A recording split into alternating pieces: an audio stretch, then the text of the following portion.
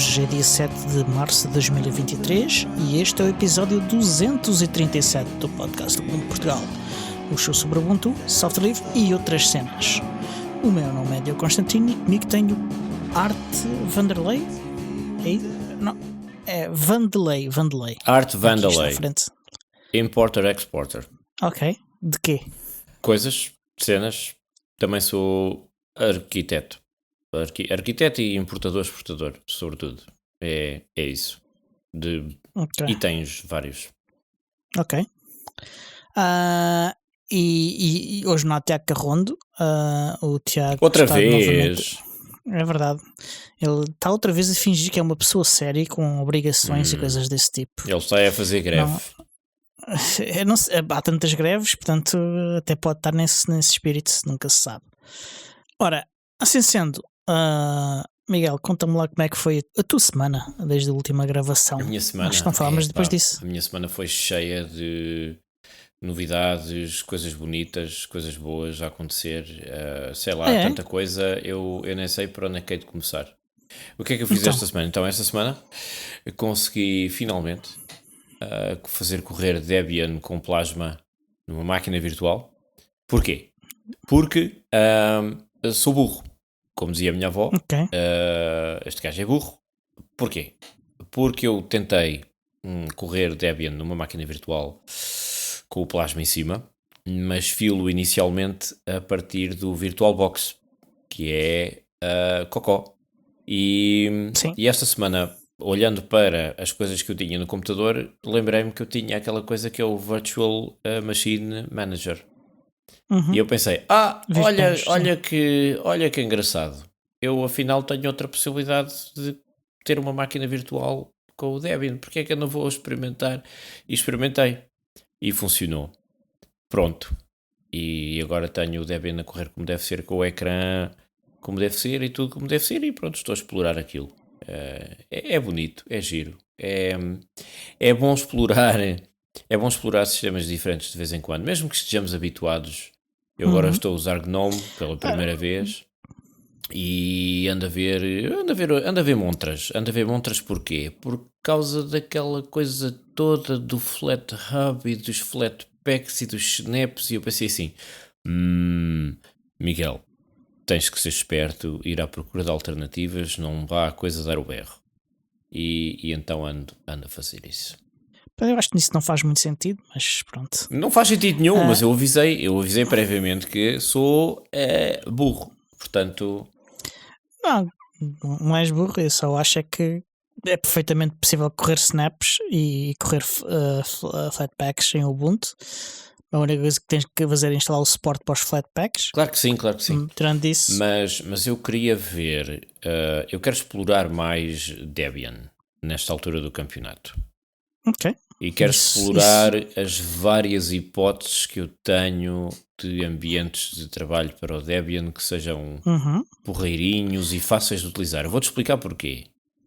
Não é que eu tenha nada contra o Ubuntu, longe disso. Eu até tenho amigos que usam o Ubuntu, desde que façam isso em casa deles e tal. Mas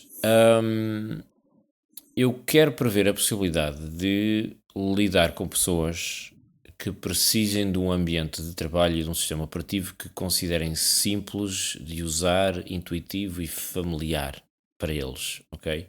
Porque eu também tenho essa componente evangelizadora, tentar convencer pessoas a usarem sistemas operativos livres.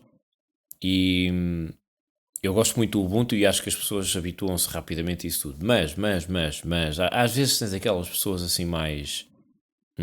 recalcitrantes e que precisam de coisas assim um bocadinho mais fáceis, que não exijam muitos cliques para instalar, ou eu agora tenho que instalar o FlatHub para não sei o quê.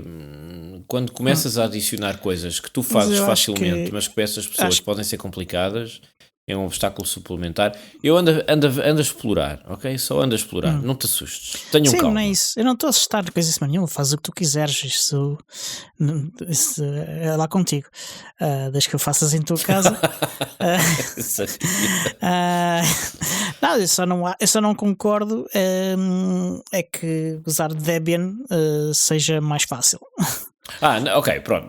Pois. Mas por isso é que eu ando a explorar. Para ver. Porque é a maior parte das pessoas que eu considero mais info-excluídas. O suporte para que vinha pré-instalado no Debian? Eu creio que não. Eu não sei se não virá no futuro, por isso é que eu também ando a explorar essa possibilidade. Vamos ver. Ok, mas pronto, mas acho que não vinha. Acho que há distribuições que de facto têm Flatpak pré-instalado. Acho que o Debian não é uma delas. Mas eu ouvi zuns que talvez isso pudesse vir a ser uma possibilidade. Então não faz mal experimentar, ok? Eu também estou na idade de. Não, experimentar é bom e fazer coisas diferentes e aprender coisas. Experimentação, sabes como é que é? Tens aquela fase na vida em que tu experimentas e tal, a ver como é que a coisa corre e depois logo se vês. Adolescência. Sim, que é o meu caso. Mas para as pessoas mais info-excluídas que eu conheço, meu pai, eu geralmente costumo usar o Ubuntu Mate, que é simples, direto ao assunto, não é muito assustador. Que é precisamente criado para esse caso de utilização, familiares de utilizadores de Linux. Exato. E ainda por cima, o Ubuntu Mate, tu só com um clique tu consegues alterar o ambiente de trabalho. Tens várias configurações que são familiares para as pessoas que estão habituadas a um determinado sistema. Look and feel, yeah. Pá, então aquilo... mas agora nem que eu encontro... Pá, anda cá, não te preocupes. Pronto, pumba, clicas aqui, está feito, está bom, está tudo nos mesmos sítios. Então, convém. C'est vrai. Isso foi uma das coisas que eu andei a fazer. De resto, que mais é que eu fiz esta semana? Já agora, experimenta também o Mate em Debian, porque a forma como o Ubuntu Mate está a ser desenvolvido agora tem a ver com a introdução do Mate e da maior parte das configurações e das personalizações do Ubuntu Mate em Debian. Portanto, via a norma tem a ver com a forma também como o Ubuntu recomenda que se faça desenvolvimento, mas aqui a motivação foi adicional. Não sei se acabou por se confirmar ou não, mas havia um projeto de um governo regional da Alemanha que tinha a ver com a adoção de uma distribuição de Linux, e então quem propôs realizar esse projeto foram pessoas ligadas à SUSE, mas escolheram o Mate Desktop como desktop em vez do GNOME ou do K, que são em particular o GNOME, que é o default do SUSE, e o KDE, que está bastante maduro também no SUSE. Escolheram Mate e então foram falar com o Impress e decidiram então começar por tornar a experiência de Mate do Ubuntu numa experiência um bocadinho mais agnóstica em termos de branding, em termos de uma outra coisa que está específica para o Ubuntu Mate, e introduzir isso no Debian, e a partir daí as outras distribuições iam buscar para definir a sua própria experiência de Mate. Portanto, cheira-me que neste momento o Mate no Debian deverá estar bastante bom. Portanto, deve valer a pena experimentar. Mais uma razão para experimentar. Vou experimentar. Sim, para além do plasma, vou-lhe meter o Mate em cima. E contribuir, e uma boa forma de contribuires para o Mate, para o Ubuntu Mate e para o Debian, se fizeres por lá coisas e fizeres testes, submeteres bugs, se fizeres traduções. Eles fizeram traduções. Nós até já fizemos aí uma sessão aqui há coisa de um ano, e está mais ou menos um ano, com a Mónica do Ubuntu Mate para vermos como é que se faz traduções. Eu também já fiz algumas traduções para o Ubuntu, mas já foi há muito tempo. Mas é um bocadinho diferente. Diferente. Porque o Ubuntu Mate usa Weblate e eu creio que o Ubuntu não está a utilizar nada disso. Faz as traduções no Launchpad. Exato. Portanto, há algumas diferenças, mas é uma boa forma de contribuir para o software livre em geral. Sim, e a única forma, muitas vezes, com a qual eu posso contribuir, porque eu não sei escrever código nem nada disso, portanto é a desgraça total. Mas isso podes aprender. Mas tu achas que na minha idade, espera, deixa-me pôr os óculos na ponta do nariz, mas tu achas que na minha idade eu consigo aprender? Consegues. Sabe, eu conseguiria se tivesse paciência e tempo para o fazer, acho que conseguia. Um gajo consegue tudo quando está motivado para isso. Mas é uma pergunta que eu gostava de fazer às pessoas que de facto são desenvolvedores, as pessoas que escrevem código, programadores, que fazem essas coisas. Eu estava a pensar em developers, mais um anglicismo. As pessoas que de facto escrevem código, e quão fácil é aprender para um leigo que quer começar? Não deve ser assim. Aquilo deve ter uma curva de aprendizagem ainda bastante grande, porque ainda por cima há várias linguagens, uma complicação. Não. A curva de aprendizagem é tão suave ou tão inclinada quanto tu quiseres, depende do que tu queres depois fazer com as coisas. Mas há linguagens como, por exemplo, o Python, que é muito simples e fácil de aprender. Sim, eu vejo por vezes na internet caricaturas e tirinhas de banda desenhada. Isso é tudo treta. Sarcástica, que mostram que o Python é para pessoas com necessidades educativas especiais. Mas não. Mas não é. É uma linguagem poderosa, apesar de ser simples. Neste momento está toda a gente que usa Python a protestar. Não. É uma linguagem super poderosa e que é bastante simples e fácil de aprender. Aliás, hoje até temos aí no fim do episódio um conjunto de recursos que te pode ser útil se te quiseres meter nisso. A sério, Melga? A sério, Mike? Um conjunto de recursos, Melga? Um conjunto de recursos melga. Já cá faltava o momento da venda de produtos. Não, é fácil. É sério que é fácil. Não comeces por querer desenvolver um sistema operativo. Não, obviamente que não.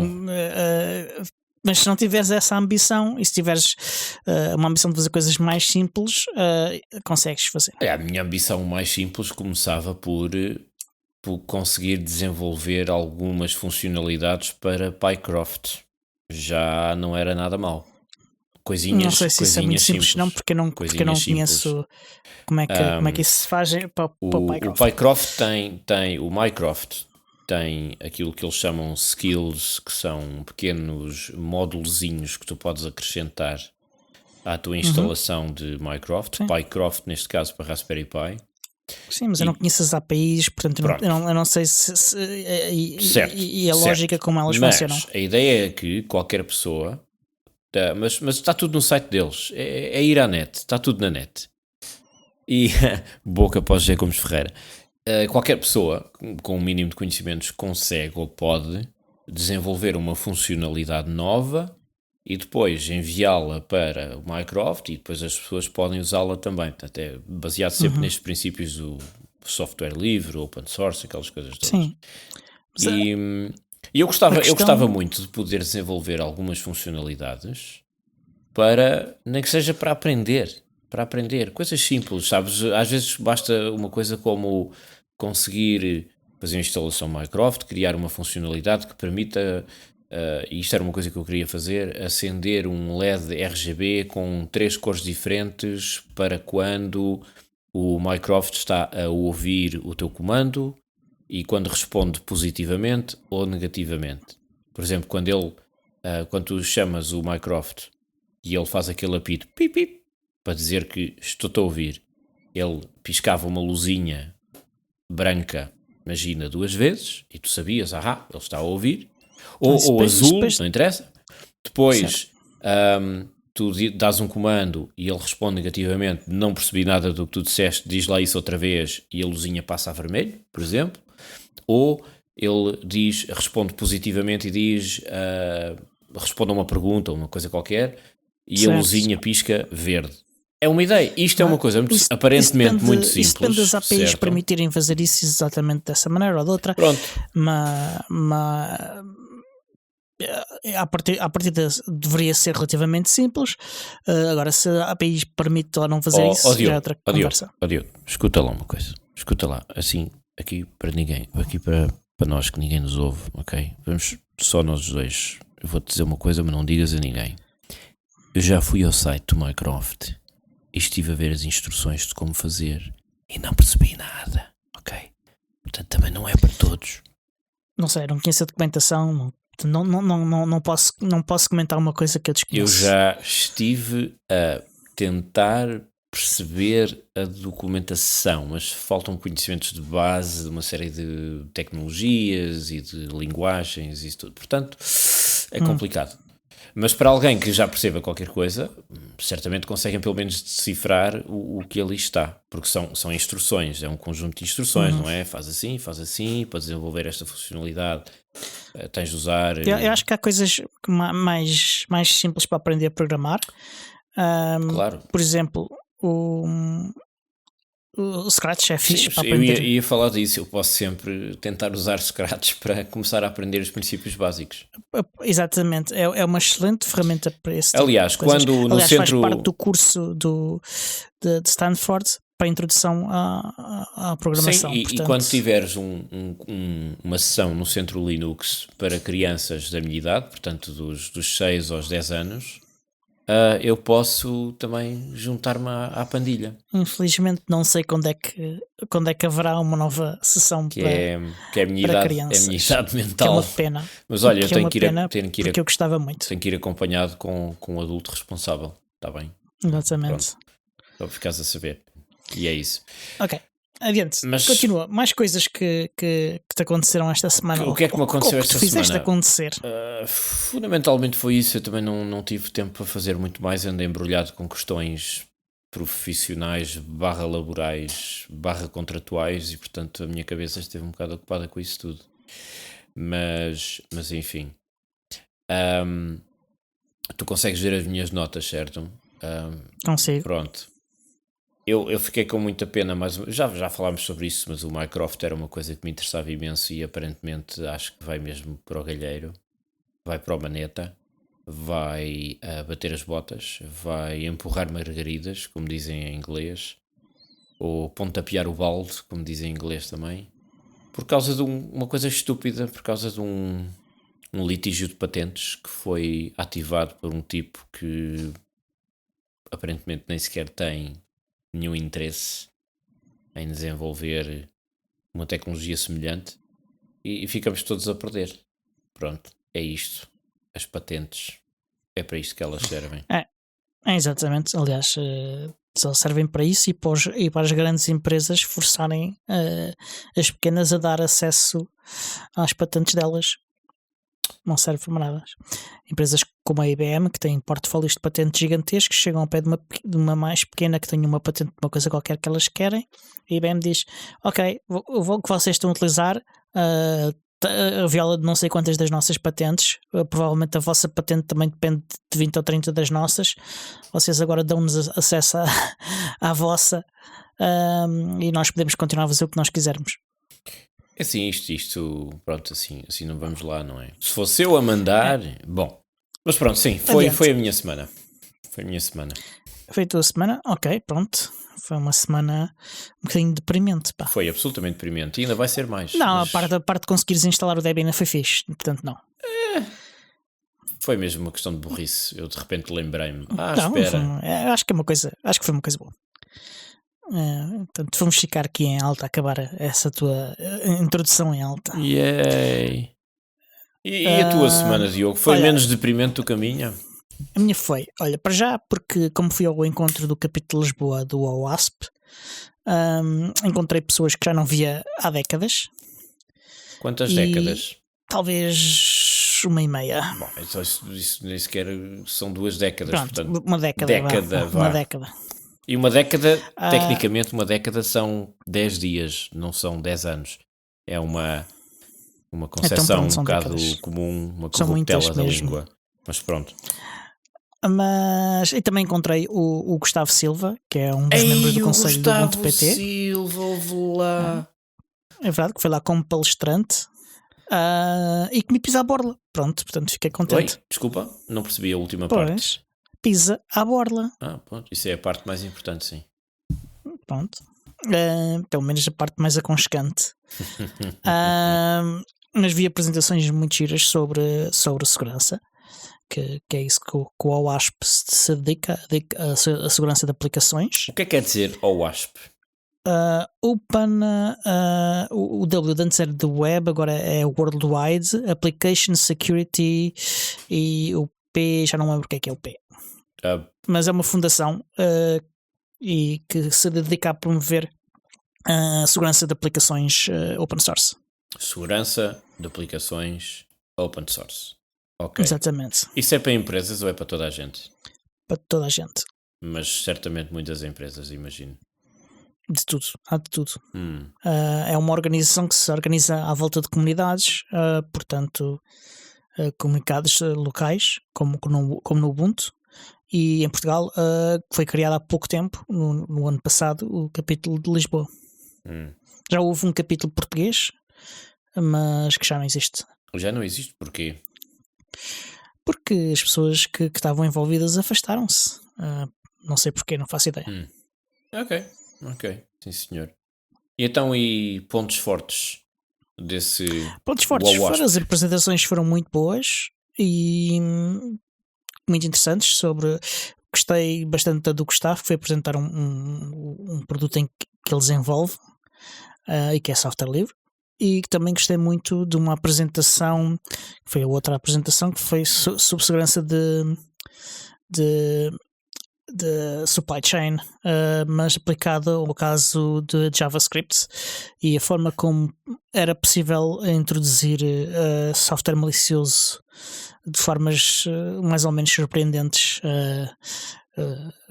em dependências de bibliotecas de JavaScript. Deixa-me só pôr aqui no tradutor.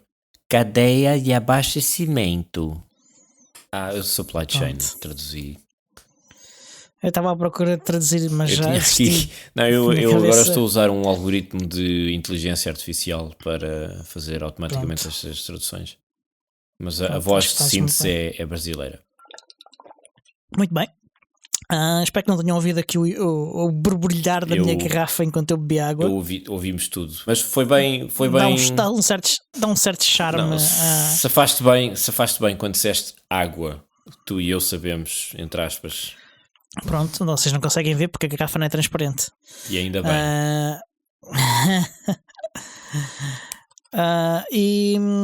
Além disso, tenho novidades do Centro Linux. Já não foi nesta semana, foi acho que na semana passada.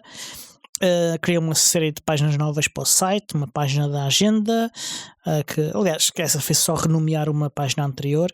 A página de contacto, a página de contribuir, que é para vocês saberem como é que podem contribuir para o Centro Linux, uma página de funcionamento, que basicamente descreve a forma como o Centro Linux funciona e quais as regras com que nós lidamos ali, o código de conduta do Ubuntu, as regras do MIL, etc.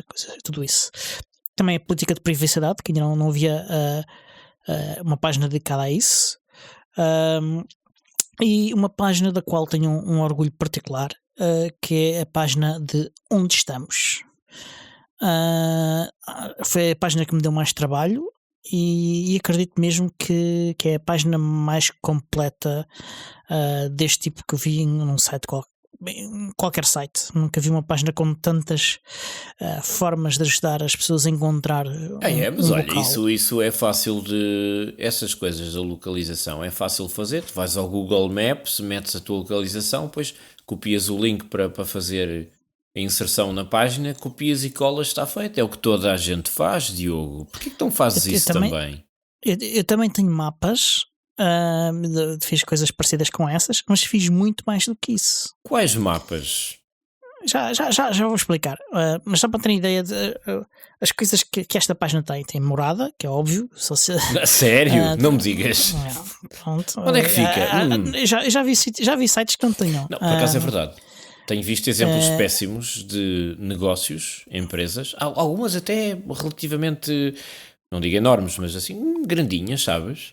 E coisas tão óbvias como, ok, eu quero saber onde é que isto é, não aparecem em lado nenhum. Ou como é que eu os contacto? Não aparecem em lado nenhum. É estranhíssimo.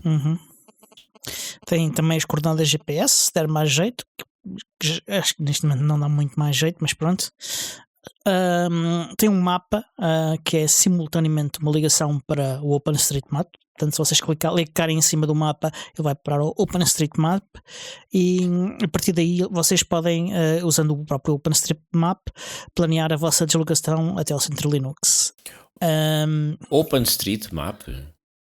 Exatamente. Mas que é um mapa aberto com contribuições das pessoas. Portanto, as pessoas criam o mapa como se fosse um wiki, como se fosse a Wikipédia. É a Wikipédia dos mapas, vá. É uma boa descrição. Sim, e conta com a colaboração da comunidade e conheço pessoas cujo passatempo é mesmo assinalar no OpenStreetMaps pequenos pontos de interesse da sua terra, etc, etc. Isso é uma coisa de vez em quando também faço isso. Tu às vezes vais a sítios no OpenStreetMaps em que não tens muita informação e depois encontras pequenos núcleos em que tens o talho do senhor não sei das quantas e a rocha de onde é o mirador não sei do que, e ficas, fogo, isto tem tudo, ou ciclovia e coisas assim. É uma coisa fantástica.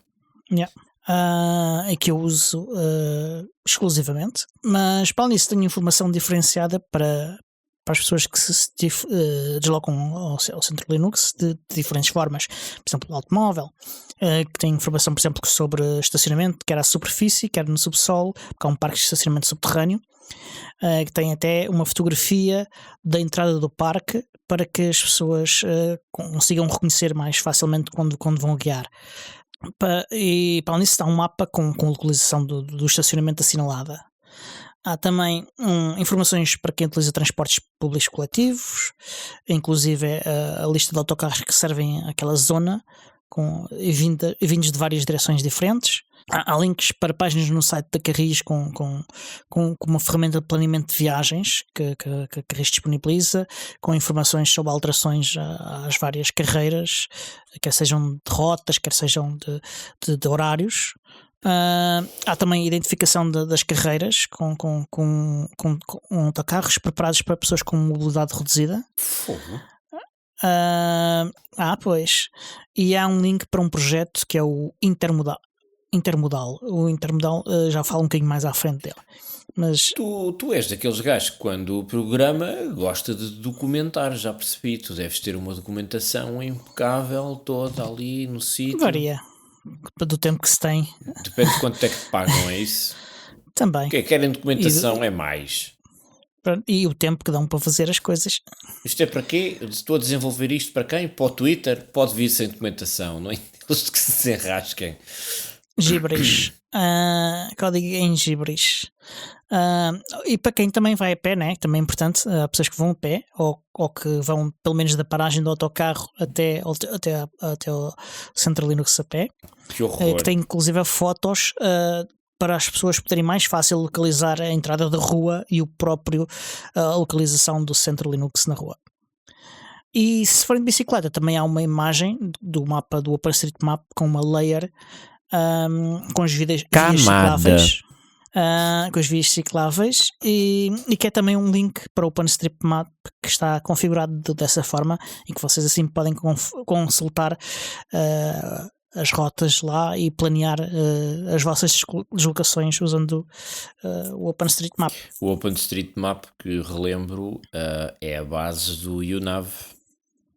Sim. Que é uma das melhores aplicações para telefone de sempre e que só existe em Ubuntu Touch. Confirmo. Só existe para telefones Ubuntu. E é também a base do Intermodal que eu falei há bocadinho, que é um projeto desenvolvido, acho que principalmente por estudantes, que é software livre, com licença AGPL, portanto a Fero General Public License, utiliza dados abertos, porque é baseado também no OpenStreetMap, e vocês podem contribuir para ele, quer usando o editor deles, para adicionar dados, quer usando uma aplicação que já falamos aqui várias vezes, que é o Street Complete.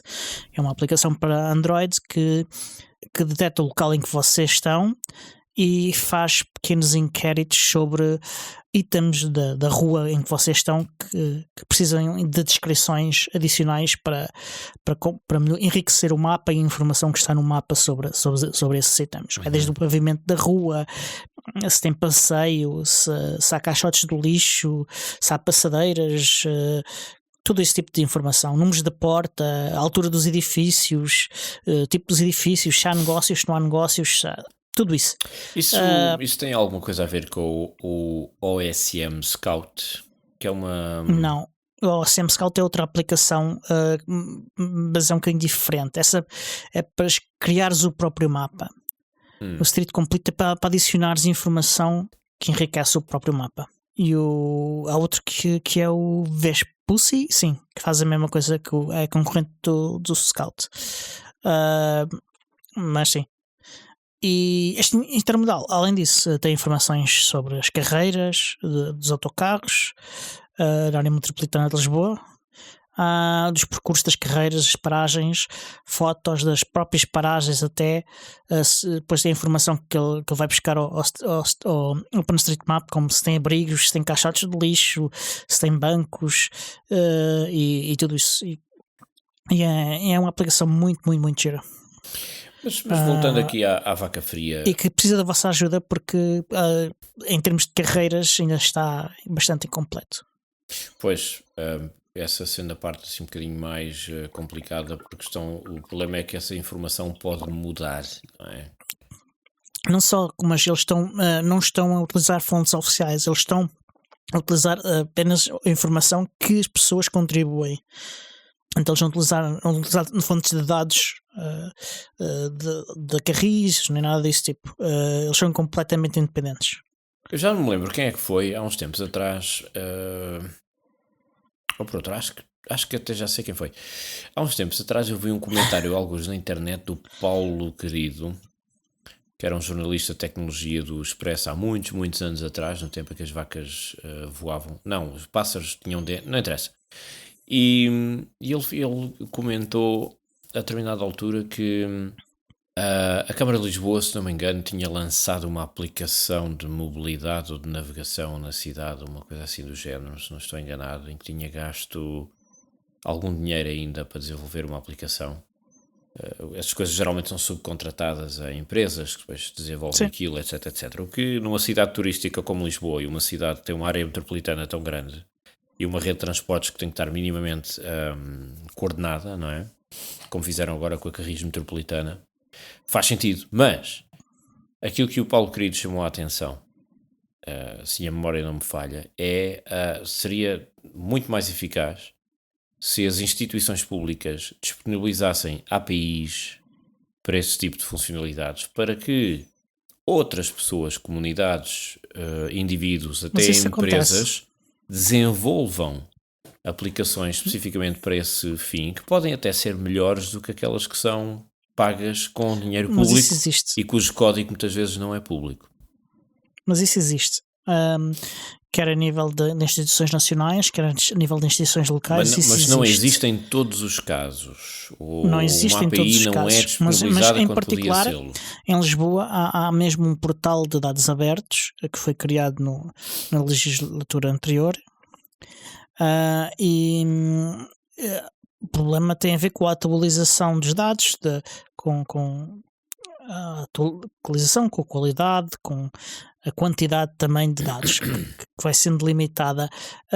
No caso da API da Carris, inclusive, há uma API pública da Carris, mas a Carris resolveu bloquear pelo menos algumas das aplicações, alegando que causava demasiada carga nos seus servidores. Oh não, que horror! Uma empresa de transportes público que não pode disponibilizar informação publicamente, oh não. Ou seja, estão armados em Twitter, é isso? Mais ou menos. Por falar nisso, uma das notícias desta semana... Neste caso, no caso da Carris, é mais uma questão de capacidade, de incompetência. Eu estava à espera, eu desconfiei, eu já estava a estranhar, não ouvi essa palavra hoje. Mas, por falar em incompetência, outra das notícias desta semana que eu fartei-me de rir, foi o Twitter ter vindo abaixo, não veio bem abaixo, mas o Twitter de um momento para o outro deixou de carregar imagens e os links para outras páginas deixaram de funcionar porque eles fecharam o acesso de uma série de aplicações à API do Twitter, e especificamente acho que havia um domínio que eles estavam a usar que ficou bloqueado. Nem que seja, acho que foi temporário, isto resolveu-se assim numa manhã, mas um dos domínios foi bloqueado no acesso a essa API e veio aquilo tudo por aí abaixo, porque eles tinham um único engenheiro a tratar dessa funcionalidade, e foi divertidíssimo, fartei-me de rir. Mas eu não sei se foi exatamente assim. Foi o que eu li na internet. Sim, mas porque nem sempre é verdade. Não tenho a certeza que seja bem assim. Não vi confirmações de que fosse realmente. Bom, mas foi um imbróglio de todo o tamanho. Eu estava a usar o Twitter nesse momento e não foi assim tão problemático. Alice, além do Central Linux, ainda tive tempo para ler um bocadinho no blog do Ubuntu, e fiquei espantado com a qualidade de um conjunto de artigos escritos pelo Eduardo Barbieri, que são mesmo muito bons e são sobre o tema de computação em tempo real, e também tem um bocadinho de informação sobre como funcionam os sistemas operativos. Está mesmo muito bem feito. Presumo que o rapaz é italiano. Não faço ideia. O artigo está em inglês, nunca o vi, nunca o vi. Tá bem, portanto, mas o artigo não conheço de lado nenhum. O artigo está escrito em inglês, mas com que sotaque? Não leste o sotaque? Não tem sotaque. Não tem sotaque. São 3 artigos, uma série de 3 artigos sobre este tema, que estão muito bem feitos. Ainda não os li todos, porque não tive tempo para ler todos. Mas por curiosidade, ao ver a qualidade dos artigos dele, cliquei para ver que outros artigos é que ele tinha escrito, e ele tem alguns artigos que eu acho que são de encher chouriços, muito marketing, mas também tem alguns artigos técnicos de grande qualidade. Marketing de quê? Marketing de coisas da Canonical e do Ubuntu. A Canonical nunca faria isso. Não. Inédito. Qualquer dia estás a escrever qualquer coisa no terminal e aparece um artigo do Barbieri completo. Olha, de onde é que isto saiu? Olha, deixa que seja paginado com o Less, acho muito bem. E pá, ele tem artigos muito giros sobre a IoT, sobre sistemas embebidos e desenvolvimento, e eu suspeito que esses artigos devem ser mesmo muito bons também, porque estes de computação em tempo real estão muito bem feitos. E ele não terá o seu próprio blog pessoal, alguns na internet? Não faço ideia, não está referido em nenhum dos artigos de que eu tenho visto. Tu não viste se ele está no Mastodon? Não fui ver, não tive tempo. É a primeira coisa a ver. Pronto. Mas isto foi a minha semana. Muito bem. Alice, temos notícias. Umas são boas, outras são assim. Notícias do mundo Ubuntu. Com Diogo Constantino e Miguel. Não, só Diogo. Começamos com uma notícia má. A notícia má é que o Steam em Linux perdeu o mercado no mês de fevereiro. Ouch. Perdeu a enorme percentagem, que é 0,11%. Mas espera aí. O 0,11 é dos 100% de utilizadores de Steam ou Steam, sim. Ou de 100% de utilizadores de Steam em Linux? De Steam. Então, mas isso não é nada, quer dizer, 0,11, vamos lá ver, qual era a percentagem que eles tinham? Era 0,10? Era 2 ou 3%. Ok, pronto, 0,11 em 2% já é qualquer coisa. É, por exemplo, o valor entre as duas distribuições mais usadas de Linux em Steam. Ok. O Arch tem 0.13 e o Ubuntu, que é o segundo do Ubuntu, mas isto é interessante. O Arch, como é um rolling release, só há uma versão, né? Ele tem 0.13 e é contabilizado apenas uma vez. O Ubuntu, como tem várias versões, é contabilizado conforme as versões. Portanto, eles não contam o Ubuntu como um só. Ok. E apresentam o valor para o Ubuntu 22.04.1, que é 12%. Espera, tu disseste 12%? 0,12. Ok. Desculpa, 0,12. E que reduziu, em mês de fevereiro, reduziu 0,04. 0,04. Bom, falando assim em termos de percentagens, não parece assim uma coisa muito elevada, mas estamos a falar de margens muito, muito pequeninas. E alguma razão... Espera, o Steam Deck não era baseado em quê? Em Arch. Em Arch? Pois. Yeah. E daí ele ter essa percentagem tão elevante, porque não há nenhum item na lista para SteamOS. Pois, e o SteamOS claramente que tinha de estar nessa lista, porque tem um número enorme de utilizadores. É o SteamOS. É normal que tenha. É o SteamOS. É provavelmente o SteamOS. É uma boa percentagem, não será só porque o Arch nunca teve um número pequeno de utilizadores no Steam. Mas claramente que o SteamOS é uma influência gigantesca. O que é uma pena é que eles não mostram qual é a percentagem das outras versões do Ubuntu. Portanto, não dá sequer para fazermos o somatório e vermos qual seria a quantidade total em percentagem do Ubuntu. Agora vamos à parte mais interessante. A que é que se poderá dever essa quebra? Não faço ideia. E foi repentina? Ou é uma tendência que já vem de trás? Não sei. Eu não sei. Eu vi esta notícia e foi a única notícia que eu vi recentemente desta diminuição. Portanto, é provável que seja uma novidade em fevereiro. O que poderá ser para ser com as pessoas que isto é um inquérito que é feito às pessoas, que é voluntário. Ok. Pode ter havido aqui uma quebra de respostas. De respostas, poderá ser isso. Bom, ok. Nesse caso há aqui um viés que nos impede de ter uma análise como deve ser destes dados, porque se partimos desse princípio, eu pensei que eram dados estatísticos automáticos, ou seja, as pessoas jogavam no Steam e ele registava automaticamente o número de utilizadores dentro daquela distribuição. Acho que as pessoas têm que carregar um botão para responder. E ele depois dá imensa informação para o Steam, informação técnica sobre o sistema, e é bastante útil para o Steam para poderem fazer decisões informadas sobre o futuro técnico do Steam. Sim. Até a mim parece-me que o mundo dos jogos no Linux continua a ser ainda muito subrepresentado por preconceito, na maior parte dos casos.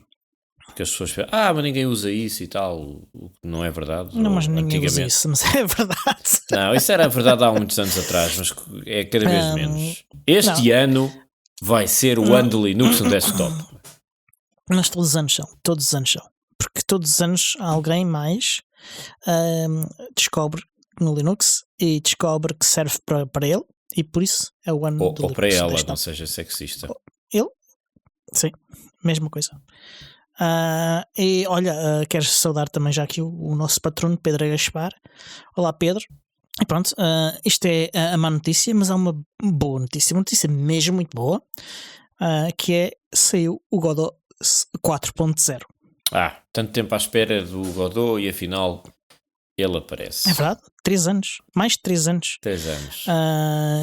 Portanto, nós já aqui falámos dele, desta framework que é software livre para desenvolvimento de jogos. Um convidado que nos falou sobre o universo do Godot.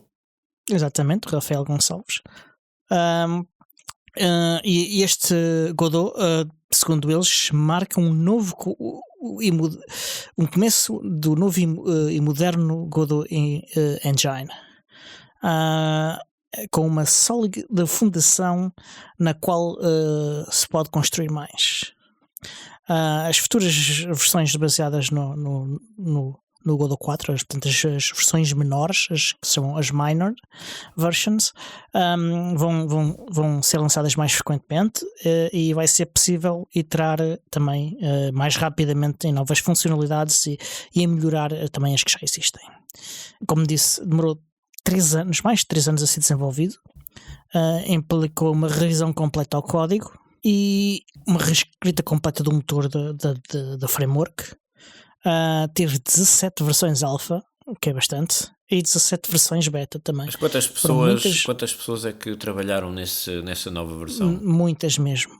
Quando estamos a falar muitas, é o quê? 50? 20? Não sei, não 5 sei o número mil? certo, mas foram muitas pessoas. Os engenheiros todos que foram corridos do Twitter decidiram, sabes que mais, vamos desenvolver Godot. Foi assim? Não, isto foi bastante antes. As próximas versões vão ter, além de melhorias de usabilidade, também melhorias de performance. O Godot 3 vai continuar a ser mantido, aliás é uma versão LTS, e vai, além de ser mantido, vai receber backports de funcionalidades e correções que sejam relevantes, e estará em desenvolvimento ativo por um futuro previsível. Não sei qual é o limite das LTS da Godot. Rescapa-me completamente. São 3 anos. Tem que ser. Não, a LTS poderá até ter mais que isso.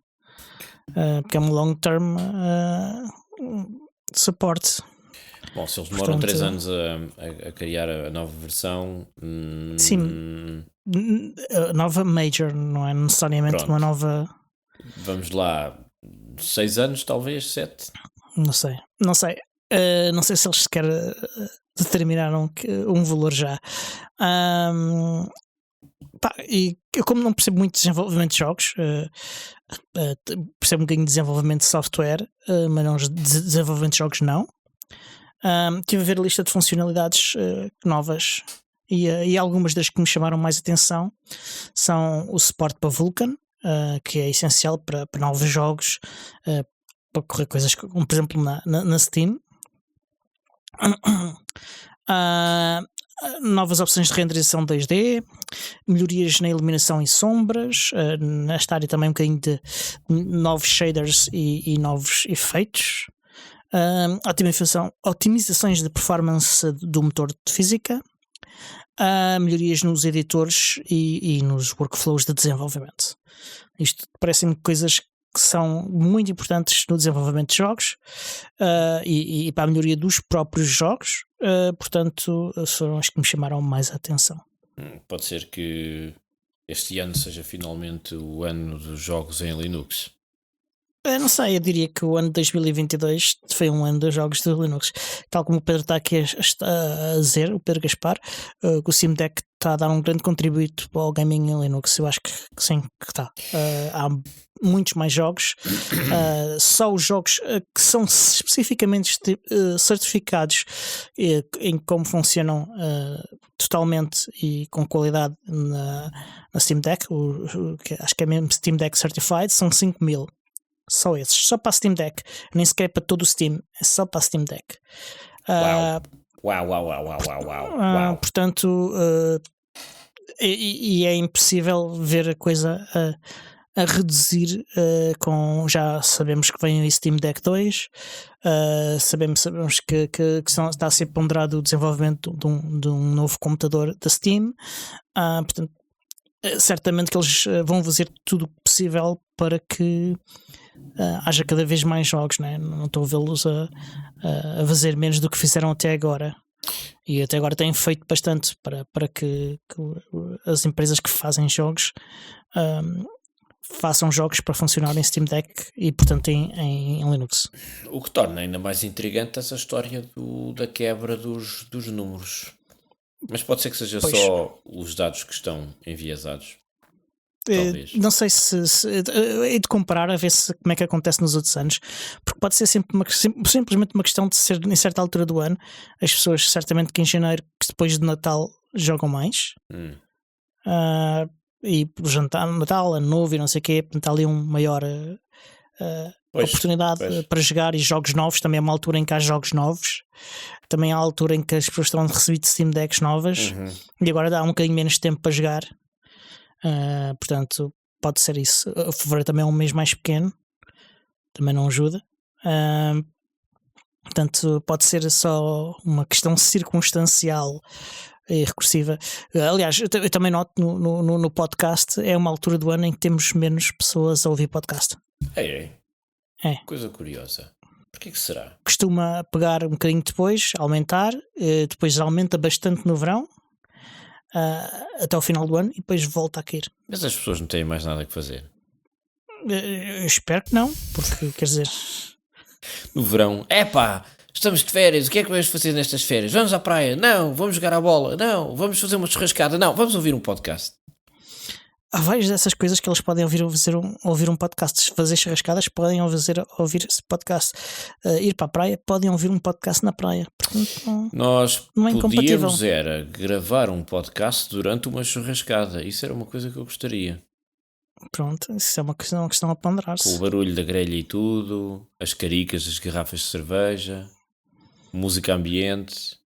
Não, isso não pode ser. Daqueles balões, aqueles balões de praia grandes assim, estás a ver? Não, daquelas bolas. Não, isso não, no churrasco não. Música dos Beach Boys. Também não. Okay. Não éramos banidos de pranchas de surf. Dos diretórios todos de podcasts e do YouTube. Pronto, paciência. Olha, o Pedro está a dizer que alinha, e eu acredito perfeitamente, eles alinham em todas estas coisas, portanto... Estás a ver? Isto é o que as pessoas querem. A malta quer é churrascada, pá. A malta quer é copos. Não sou contra, não me oponho. Tu passaste o podcast a beber, pá. Esta gravação é uma desgraça. Só te vejo beber, pá, que sabes Deus o que é isso. Pronto. Mas pronto. Mas olhem, se quiserem ajudar-nos a fazer mais coisas destas, mais episódios do podcast do Ubuntu de Portugal, e a pagar ao Carronto, se é que ele não veio, podem ajudar-nos, e uma das formas mais fixes de nos ajudarem, porque também vos beneficia, é usarem os nossos links de afiliados do Humble Bundle. O Humble Bundle é uma loja que vende bundles de livros, de jogos, de cursos, pacotes. Exatamente, em que vocês escolhem o quanto é que querem pagar. Dependendo do quanto pagam, recebem mais ou menos porções desse pacote, e fica muito, muito, muito mais barato do que se comprarem os mesmos, por exemplo, os mesmos livros. É frequente os livros, o conjunto dos livros, se forem à loja comprarem, custam 600, 700 euros, e vocês aqui com 20 e poucos euros conseguem comprar estes livros todos. Portanto, são compras que valem muito a pena. E este episódio eu tenho 3 bundles, 3 pacotes muito bons para vos recomendar. Um é o Cyber Security by Pact, que é um bundle de livros, tem livros sobre cibersegurança, obviamente, análise de malware, estratégias de defesa e de ataque, Kali Linux, hardware pen testing, escalar privilégios, protocolos de rede, pesquisa de vulnerabilidades, privacidade, inteligência e pesquisa de ameaças, Keycloak, que é outra ferramenta que é essencial agora, Wireshark, certificações, tudo isso. E está disponível por mais 20 dias à data desta gravação. Uau, que pacote fantástico, Melga! Fantástico, Mike. Os ouvintes deste podcast estão a gostar imenso do teu pacote, Melga. Pronto, acho muito bem. É um pacote muito bom. Diz-me uma coisa, estavas a falar das coisas que estão incluídas nesse pacote de livros, e tu falaste no Kali Linux. Eu estou baralhado, ou Kali chamava-se Tails e passou a chamar-se Kali, ou era Tails? Não. O que é que... São duas coisas completamente diferentes, nunca tiveram nada a ver com outras.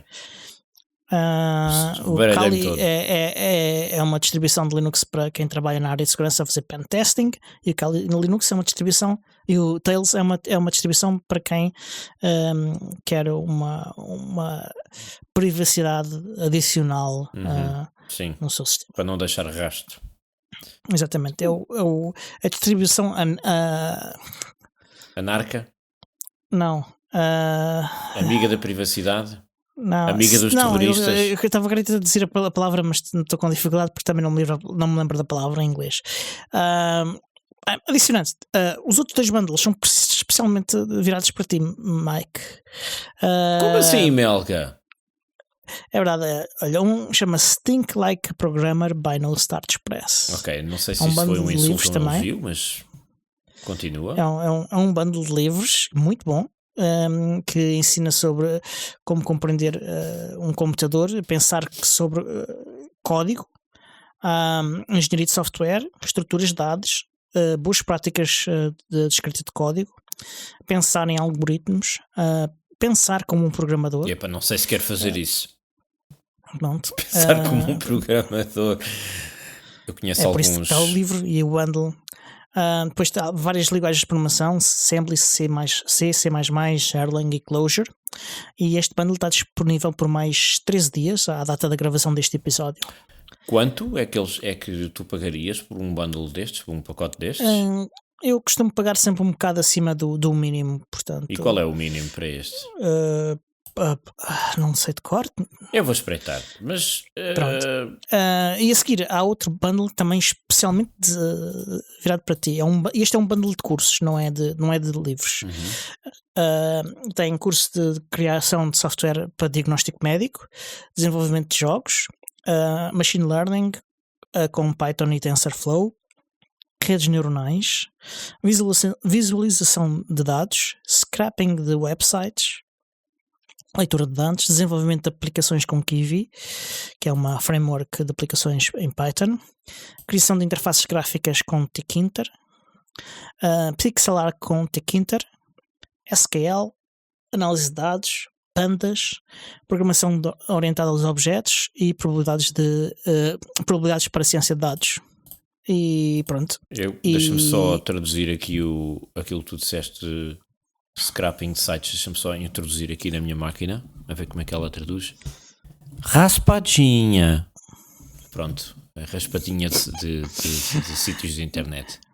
Pronto, é como se vocês raspassem as páginas e as descarregassem para o vosso computador, mas com Python. Ok. Já vi o preço de um dos pacotes que tu falaste, de código e aprender a pensar como um computador, ou aprender a compreender um computador. Por 3 itens, €1. Ridículo. Por 6 itens, 9,84€. Tem aqui imensas coisas, de facto. E depois tens o mais carote, que são 37€ pelo pacote completo com 18 livros. Portanto, olha que eu se calhar vou meter nisto. Eu acho que fazes muito bem. Fiquei convencido. E já agora, saudar aqui o Luís faz coisas boas. E o Pedro Gaspar, que estavam a dizer que alinhavam em comer. Portanto, e o Tiago Carreira manda beijos e abraços. Esses logo são portugueses, pá. Fala sem comer, já está tudo. Sim, vamos lá. Parecem logo. Yeah. Pronto, olha, e já estamos aqui, já ultrapassamos o nosso tempo para hoje. Quero só dizer que dia 16 de março em Sintra vai haver o encontro. E o Centro Linux, o evento de fevereiro que passou para março, será no dia 18, mas já não há vagas, portanto é só para quem se inscreveu não se esquecer. Resta então dizer que este show é produzido por mim, Diogo Constantino, pelo Tiago Carrundo, que hoje não está cá, e também pelo Miguel, e é editado pelo Alexandre Carrapiço, o Senhor Podcast. E até para a semana. Não percam o próximo episódio, porque nós também não.